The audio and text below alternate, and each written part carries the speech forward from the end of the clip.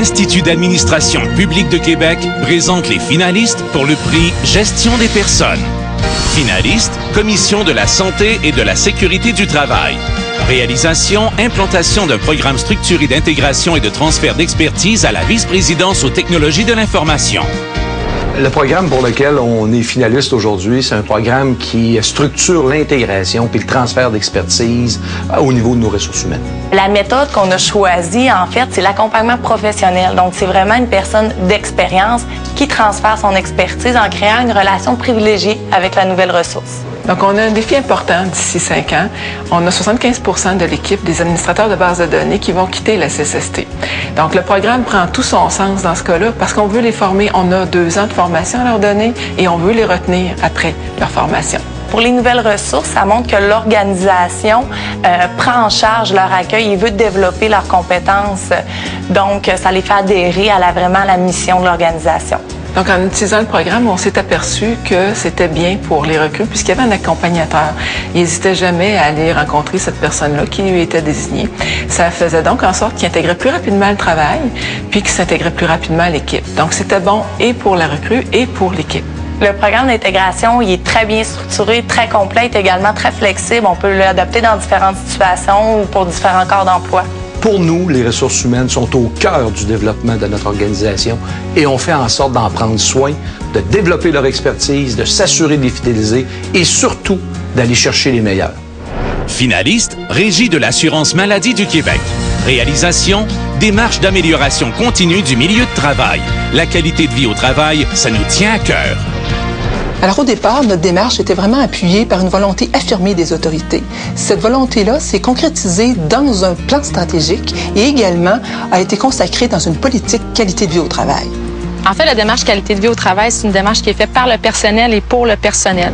On a un comité qui gère cette démarche-là et qui décide des interventions qui vont être réalisées afin de répondre aux besoins de leurs confrères et leurs consoeurs.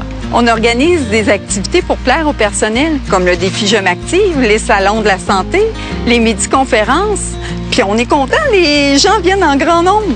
La volonté des autorités était vraiment pas une volonté de vitrine, c'était une volonté sentie. D'ailleurs, chaque jour, le personnel peut le constater de la part de notre président parce qu'ils peuvent le croiser dans les escaliers. Il fait lui-même le défi escalier chaque jour pour se rendre à ses bureaux. J'ai voulu m'impliquer comme membre du comité entreprise en santé parce que ça rejoignait mes valeurs. De pouvoir participer à améliorer la santé et la qualité de vie au travail de mes collègues, je trouvais ça merveilleux.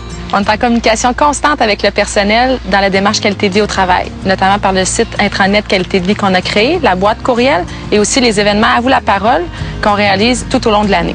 Le fait que la Régie s'investisse autant dans une démarche qualité de vie devient un atout vraiment attractif. Finaliste, Ministère de la Culture et des Communications. Réalisation, planification stratégique en ressources humaines. Notre plan stratégique en gestion des ressources humaines, c'est d'abord s'assurer de l'adéquation entre les enjeux stratégiques et les ressources humaines.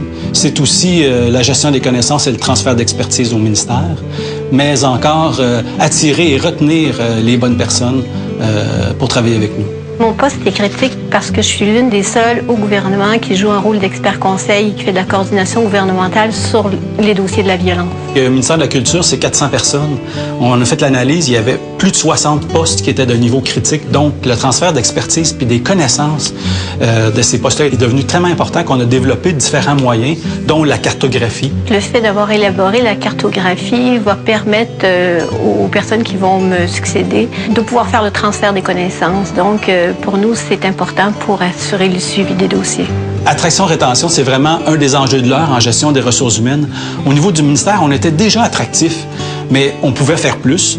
Une des actions qu'on a mis en place, attirer les jeunes talents puis les retenir. J'ai travaillé pendant 3 ans comme étudiante dans des mandats stimulants qui m'ont donné envie de poursuivre ma carrière au ministère.